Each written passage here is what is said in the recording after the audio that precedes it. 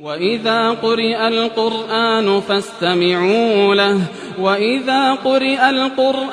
فَاسْتَمِعُوا لَهُ وَأَنصِتُوا لَعَلَّكُمْ تُرْحَمُونَ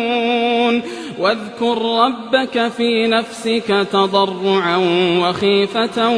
وَدُونَ